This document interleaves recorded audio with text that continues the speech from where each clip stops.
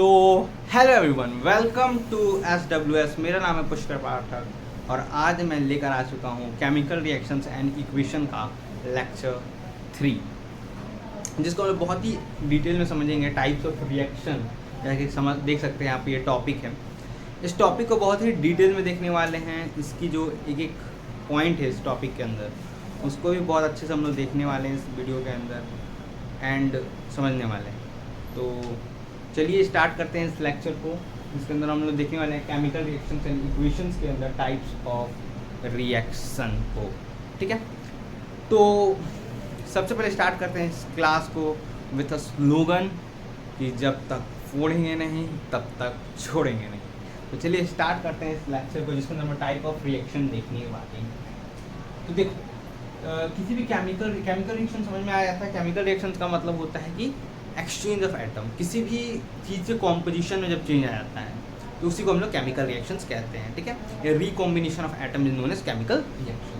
तो chemical reactions के अंदर हम लोग रिएक्शंस के टाइप्स देखेंगे। अब क्या करेंगे हम लोग, बैलेंसिंग मैंने आपको लास्ट क्लास में बताया था, उस बैलेंसिंग को भी हम लोग इसी में और डिटेल में जाते जाएंगे। इससे क्या होगा कि बैलेंसिंग भी कंप्लीट होगा और हमारा केमिकल रिएक्शंस एंड इक्वेशंस भी अच्छे तरीके से कंप्लीट होते चलेगा। तो सबसे पहले टाइप्स ऑफ रिएक्शन में सबसे पहला आता है कॉम्बिनेशन रिएक्शन। कॉम्बिनेशन रिएक्शन, ठीक है।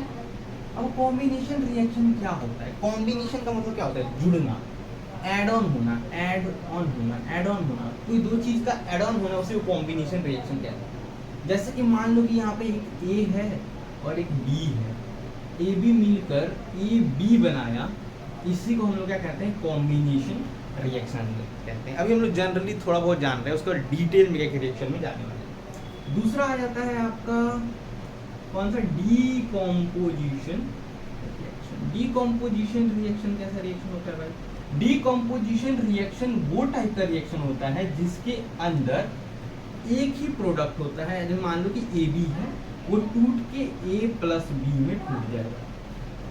अगर आप कॉम्बिनेशन रिएक्शन देखो और डीकॉम्पोजिशन रिएक्शन देखो, उसमें क्या डिफरेंस है? ये दोनों मिलकर एक प्रोडक्ट बना रहे हैं, ये टूट के भाई साहब ये और ये बना दे रहे हैं। यानी दोनों क्या है? एक दूसरे के अपोजिट है। यहाँ तक समझ में आ गया?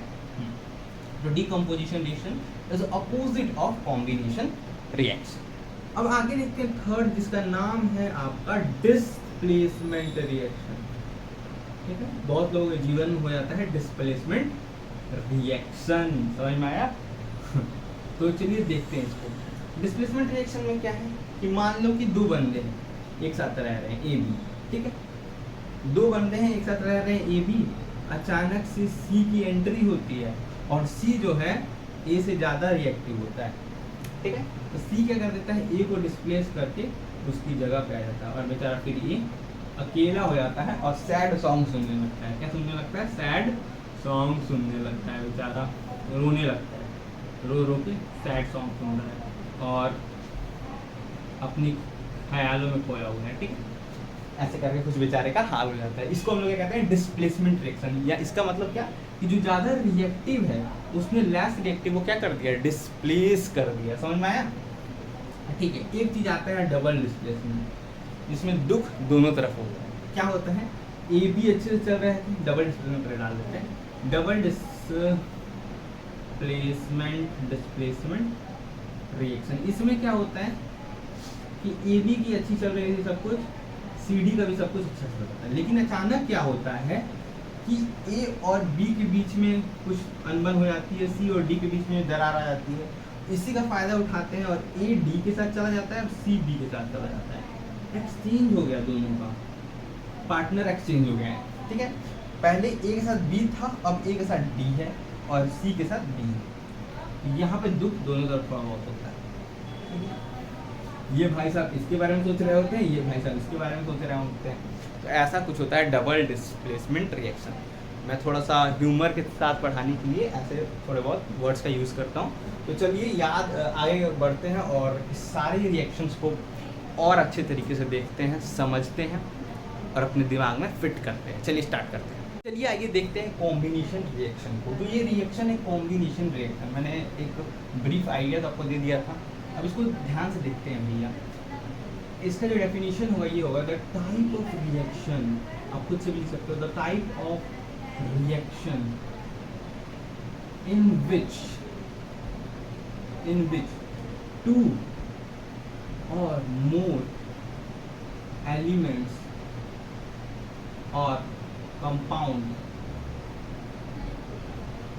combine together to form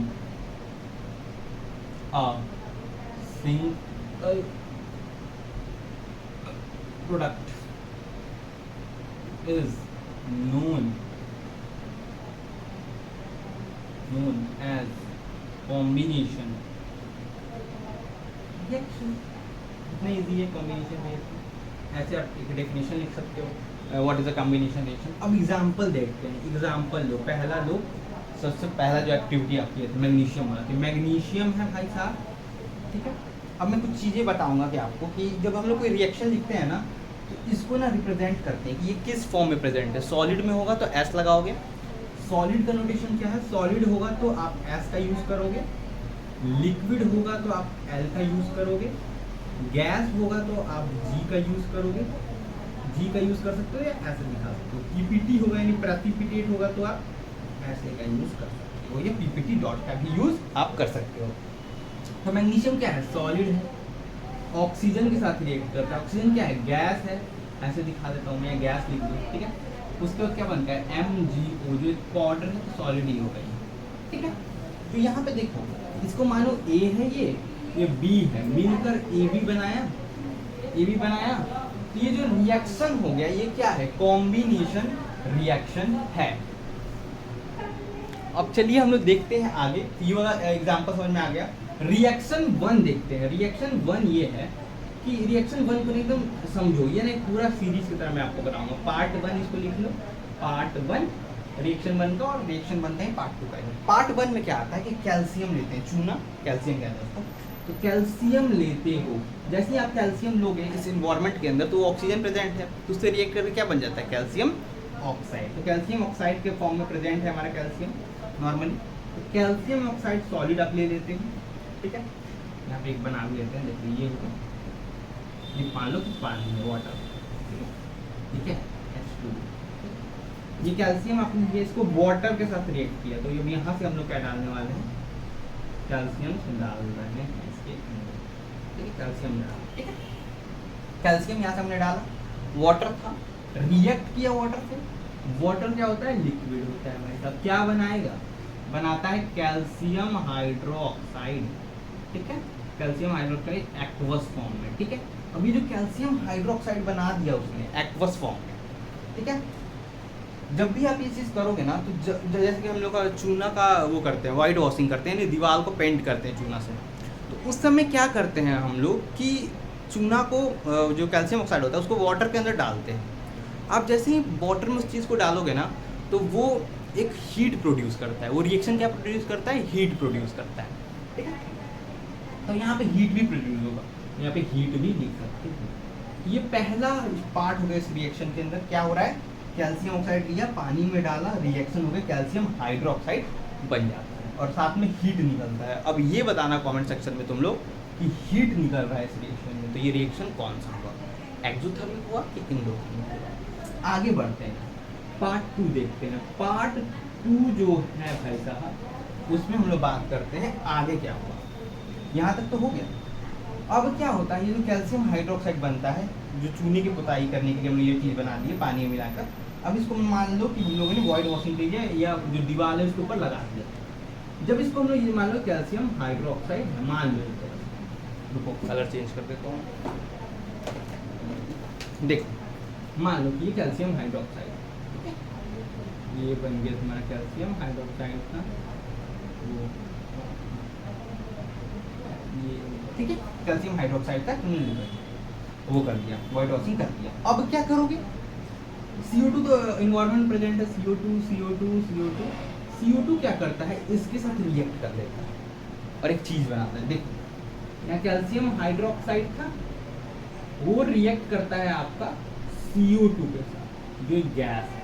ये क्या है आपका एक्वस है, तो क्या बन जाता है, कैल्शियम कार्बोनेट बन जाता है, ये क्या होता है, सॉलिड होता है, कैल्शियम कार्बोनेट बन जाता है। अब ये जो कैल्शियम कार्बोनेट यहाँ पे बन गया ना, यही चीज यूज होता है किस किस में, चौक में। अक्सर आपसे पूछा जाए चौक किसका बना हुआ है, कैल्शियम कार्बोनेट का बना हुआ है। मार्बल में, मार्बल किसका बना हुआ है, मार्बल भी आपका कैल्शियम कार्बोनेट का ही बना हुआ है। समझ में आया ना, पूरी रिएक्शन कंप्लीट हुई। यहाँ पर रिएक्शन 1 ही देख रहे हैं, उसका पार्ट 1 ये, पार्ट 2। तो ये जो रिएक्शन है इंपॉर्टेंट है, एक एक्टिविटी भी दिया हुआ है, इसलिए ये रिएक्शन अच्छे से पता होना चाहिए। और उसके बाद और सारे रिएक्शन दिया है, उसको हम लोग देख लेते हैं। एनसीईआरटी को एकदम अच्छे से हम लोग कंप्लीट कर रहे हैं। समझ में आया, यहाँ तक क्लियर हुआ। देखो अब कुछ और रिएक्शन देखते हैं जो कॉम्बिनेशन रिएक्शन का एग्जांपल, जैसे कार्बन है, ये सॉलिड है, ऑक्सीजन के साथ रिएक्ट कर CO2 बना रहा है, ए बी मिलाकर AB बना रहा है, एक प्रोडक्ट बना रहा है। ये क्या हो गया, कॉम्बिनेशन रिएक्शन। याद रखना, combination reactions are exothermic reaction, but all exothermic reaction are not a combination reaction. Statement question में आ सकता है कि all combination reactions are exothermic reaction, but all combination reaction are exothermic, no, not all combination reaction are exothermic. यहाँ पर कहाँ निकला है, यहाँ पर कहाँ निकला है, लेकिन ये माना जा सकता है कि कोई कोई ऐसा रिएक्शन होता है जिसके अंदर एक्सोथर्मिक भी होता है और कॉम्बिनेशन भी होता है। समझ में आया, ये चीज़ की जैसे यहाँ पे हीट निकला, कॉम्बिनेशन, ठीक है। लेकिन हम लोग ये देखने को मिलता है कि कुछ ये कॉम्बिनेशन रिएक्शन भी है और ये एक्सोथर्मिक रिएक्शन भी है। क्या है, कॉम्बिनेशन भी है प्लस एक्सो भी है। समझ में आया, दोनों रिएक्शन है, क्लियर हुआ। ये हो गया कॉम्बिनेशन, ये कॉम्बिनेशन है, ठीक है। तो H2O2 के साथ रिएक्ट कर वाटर बना रहा है, सिंपल सिंपल रिएक्शन। ये सब लिखोगे और इसमें ये लिखोगे ये कॉम्बिनेशन है, ये कॉम्बिनेशन है, ये डिकम्पोजिशन है, इसमें 2 प्रोसेस है। ये सारी चीज़ें पता होंगी ना, तो आपको कैसे क्वेश्चन आ जाएगा, define combination reaction with example. आ गया, कॉम्बिनेशन रिएक्शन का डेफिनेशन लिखिए, 2-3 एग्जाम्पल लिखिए और उसको अच्छे से बताओ। इसमें यहाँ पे लिख सकते हो मैग्नीशियम, ऐसे रिप्रेजेंट करने का तरीका होता है, एक क्लास लूंगा मैं, उसको बताऊंगा, ठीक है। अब देखते हैं ये चीज़। दूसरा हो गया रिएक्शन नंबर 4। ये क्या है, यहाँ से हम लोग समझ रहे हैं सिर्फ एक्सोथर्मिक रिएक्शन। एक्सोथर्मिक रिएक्शन यानी जहाँ पे हीट निकलता है, तो मीथेन वाटर के साथ रिएक्ट करके CO2 H2O निकालता है। यहाँ पे क्या निकलता है, हीट निकलता है। समझ में आया, क्लियर हो गया। वैसे ही एक प्रोसेस है रेस्पायरेशन का, रेस्पायरेशन के थ्रू हम लोग जैसे कि अपने खाने को ब्रेक डाउन करना, उससे एनर्जी लेने का जो प्रोसेस होता है उसको रेस्पायरेशन कहते हैं। ये खाना था, उसको O2 से रिएक्ट करा के ब्रेक डाउन कर दिया, CO2 H2O और एनर्जी मिल गई। समझ में आया, यहाँ पे ATP OTP का भी काम आता है, बायो में भी पढ़ाऊंगा मैं इस चीज़ को, ठीक है। ये समझ में आ गया। यहाँ पे क्या हो रहा है, रेस्पिरेशन, और रेस्पिरेशन में लास्ट में एनर्जी निकल रहा है। एनर्जी क्या है, हीट है। तो ये क्या हो गया, एक्सोथर्मिक रिएक्शन हो गया। तो कॉम्बिनेशन रिएक्शन में ज़्यादा कुछ नहीं दिया है, यही सारी चीज़ें दी गई हैं। समझ में आ गया। यहाँ तक क्या होता है आपको कॉम्बिनेशन रिएक्शन के अंदर आता है। और एक चीज़ मेरे को बताना था आप लोगों को कि जो डिकम्पोजिशन होता है वेजिटेबल मैटर का कंपोस्ट के अंदर, ये वेजिटेबल मैटर को हम लोग लेते हैं, उसको सड़ाने में छोड़ देते हैं ढक के, तो सड़ की एनर्जी में अगर ज़मीन के नीचे दब के एनर्जी के लिए गर्मी पैदा होती है और ये कंपोस्ट बन जाता है। जब ये कॉम्बिनेशन रिएक्शन है, एंड कॉम्बिनेशन नहीं, एक्सोथर्मिक रिएक्शन है, सॉरी, ये किसमें आता है, एक्सोथर्मिक रिएक्शन, क्योंकि इसके अंदर क्या निकल रहा है, हीट निकल रहा है। समझ में, ये क्लियर हो गया कॉम्बिनेशन रिएक्शन। तो हमने कॉम्बिनेशन रिएक्शन सिर्फ नहीं जाना, एक्सोथर्मिक रिएक्शन भी जाना, उसके कुछ एग्जांपल भी जाने। तो आपको ये भी आ सकता है कि डिफाइन करो, बताओ एक्सोथर्मिक रिएक्शन क्या होता है। समझ में आ गया, इतना सारी चीज़ें क्लियर हो गए। तो यही दिया हुआ है कॉम्बिनेशन रिएक्शन के बारे में एनसीईआरटी के अंदर। हम लोग सिर्फ टोटली एनसीईआरटी कवर करेंगे, 3 बार बोलोगे 3 बार कवर करेंगे, लेकिन बस एनसीईआरटी। क्यों, पेपर में यही से आएगा भाई, कुछ ज़्यादा नहीं पूछता है, थोड़ा बहुत इधर उधर घुमा देगा, इसी को पैसेज बना कर दे देगा। मैं कहता हूँ क्या करो, मेरा लेक्चर देखो और एनसीईआरटी का एक लाइन पढ़ लो, चारों चैप्टर का, 4 चैप्टर हैं केमिस्ट्री के अंदर, एकदम तगड़ा करो, 5 बायो का तगड़ा करो, 5 फिजिक्स का, 80 में 80 लाओ, ठीक है। तो ये सारी चीज़ें आप कर सकते हो। मेरा भी इवन 95 था इसके अंदर, साइंस के अंदर कैसे था, बस मैंने भी यही चीज़ की, बार बार किया, ठीक है। रिएक्शन ये समझ में आ गया, क्लियर हो गया इतना। अब आगे बढ़ते हैं और देखते हैं आगे क्या दिया हुआ है। अब चलते हैं हम लोग, कौन सा रिएक्शन है, डीकम्पोजिशन रिएक्शन। तो चलिए अब हम लोग देखते हैं डीकम्पोजिशन रिएक्शन के बारे में। तो डीकम्पोजिशन रिएक्शन क्या होता है, इसका डेफिनेशन देखते हैं। The type of reaction in which a single compound breaks into two or more different elements or compound by the help of heat हो सकता है, लाइट हो सकता है, ठीक है, हीट हो गया, लाइट हो गया, और क्या हो सकता है, हीट हो गया, लाइट हो गया, और आपका हीट हो गया, लाइट हो गया, लाइट के अंदर आपका आ गया सनलाइट, और इलेक्ट्रिसिटी हो गया, इलेक्ट्रिसिटी, ठीक। तो ये होता है डिकम्पोजिशन रिएक्शन। डिकम्पोजिशन रिएक्शन के अंदर क्या है, जैसे मान लो कि ABCD साथ में रह रहे हैं चारों आदमी, ठीक है, इनका परिवार टूट गया, A अलग हो गया, B अलग हो गया, C अलग हो गया, D अलग हो गया, किसके कारण, सनलाइट के कारण। सनलाइट को H न्यू से रिप्रेजेंट करते हैं, ये क्या रिप्रेजेंट कर रहा है आपका, सनलाइट के कारण ये लोग टूट के अलग हो गए। तो ये जो रिएक्शन होता है इसको हम लोग डिकम्पोजिशन रिएक्शन कहते हैं। और एक बात और इसके अंदर देखते हैं कि अब इसको 3 टाइप्स में आप डिवाइड कर सकते हो, types of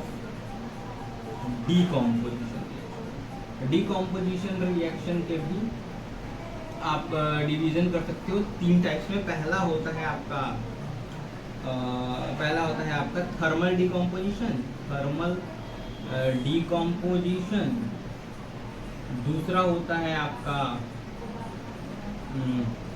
photochemical decomposition reaction, composition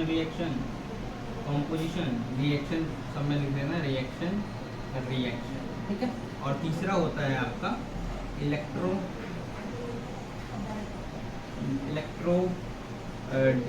chemical decomposition reaction. समझ में? ऐसे करके आप 3 प्रकार में डिकम्पोजिशन रिएक्शन को तोड़ सकते हो। समझ में आ गया? तो सबसे पहले हम थर्मल डिकम्पोजिशन रिएक्शन, जब आप हीट के कारण तोड़ोगे, हीट से तोड़ोगे, जब आप सनलाइट से तोड़ रहे हो किसी कंपाउंड को, और जब आप इलेक्ट्रिसिटी से तोड़ रहे हो, उसी के बेसिस पे ये 3 प्रकार के बन जाते हैं।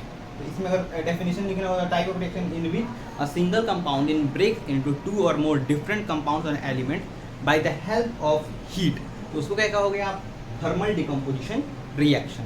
अगर वहीं आप फोटोकेमिकल डिकम्पोजिशन रिएक्शन की बात करते हो तो आप वहाँ पे सनलाइट का यूज़ कर रहे हो, ठीक है, सनलाइट का यूज़ कर रहे हो तो लिख सकते हो the type of reaction in which break down a single compound in 2 or more different compounds or element by the help of sunlight.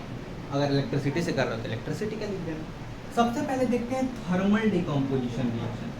और थर्मल डिकम्पोजिशन रिएक्शंस आप हेडिंग डालोगे, thermal decomposition reaction,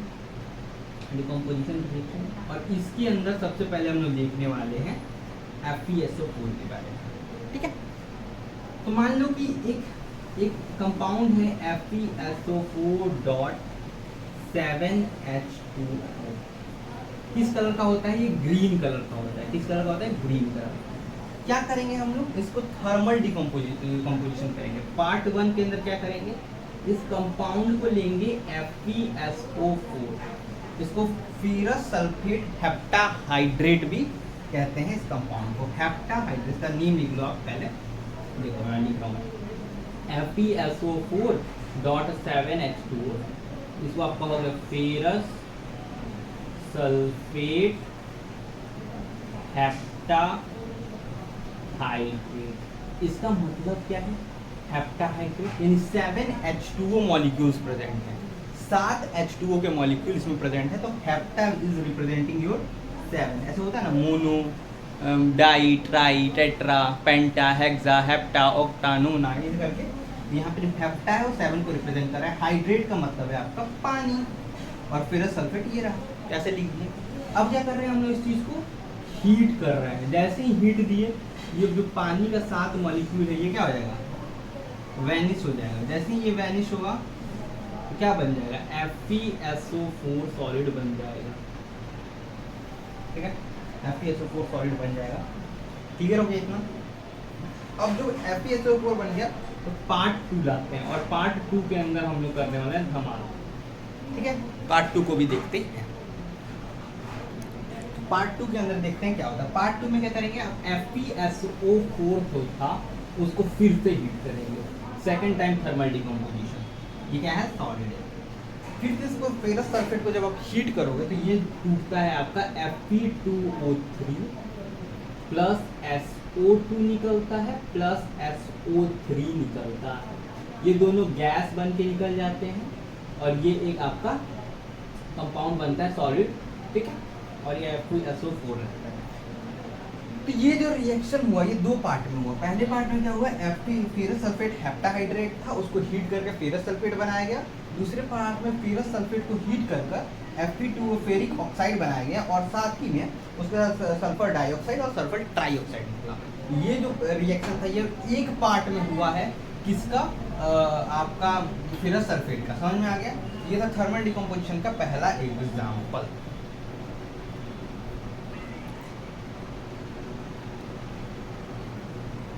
so I hope आप लोगों को यहाँ तक clear हो गया होगा। पहला पार्ट था थर्मल डिकम्पोजिशन का, पहला रिएक्शन हमने देख लिया। आई थिंक यहाँ तक आज के लिए इनफ है, क्योंकि क्या करना है आपको, रिवीजन भी करना है, उस चीज़ को रिवाइज करना है एंड छोटे छोटे पार्ट्स में डाल रहा हूँ जिससे आपको भी प्रॉब्लम ना हो, मुझे भी प्रॉब्लम ना हो एंड हम दोनों इस चीज़ को कंप्लीट कर पाएँ। आई होप कि मैं ये आशा करता हूँ कि 2 से 3 वीडियो में इस चैप्टर को कंप्लीट करूँगा। इतना कर दूंगा ना कि CBSE में आपका अच्छा चला जाएगा। समझ में आया। तो यहाँ तक मैं कंप्लीट कर चुका हूँ। इसके आगे हम लोग आगे देखने वाले हैं। यहाँ तक कोई प्रॉब्लम नहीं होना चाहिए। सबसे पहले हमने कॉम्बिनेशन रिएक्शन से स्टार्ट किया। पहले हमने बेसिक डिफरेंस समझ लिया चारों रिएक्शन के अंदर। देन हमने देखा कॉम्बिनेशन रिएक्शन पूरा and decomposition reaction, thermal decomposition का एक रिएक्शन कंप्लीट किया है। ये भी बहुत ईजी रिएक्शन है, 2 पार्ट में। 2 रिएक्शन बहुत इंपॉर्टेंट भी हैं, एक ये वाला है और एक आपका वो कैल्शियम वाला जो है वाइट वॉशिंग के अंदर, वो भी बहुत ज़्यादा इंपॉर्टेंट है, बहुत ज़्यादा पूछा जाता है। तो आई होप आप लोग को यहाँ तक समझ में आया होगा। कुछ पॉइंट्स अगर छूटेंगे तो अगर मैं जो नेक्स्ट क्लास लूँगा। एक चीज़ मेरे को और बताना था, ये याद रखिएगा कि कैल्शियम ऑक्साइड को क्विकलाइन कहते हैं, और कैल्शियम इसको स्लेक डिज़ाइन कहते हैं। ओके, आप NCERT पढ़ोगे तो इसमें लिखा हुआ है, इसको याद रखना है, लिख सकते हैं एग्जाम में, जिससे एग्जामिनर के ऊपर इम्पैक्ट अच्छा पड़ेगा। तो चलो यहीं तक रखते हैं आज की क्लास में, मिलते हैं नेक्स्ट वीडियो में। तब तक पढ़ते रहो, मचाते रहो, बाय।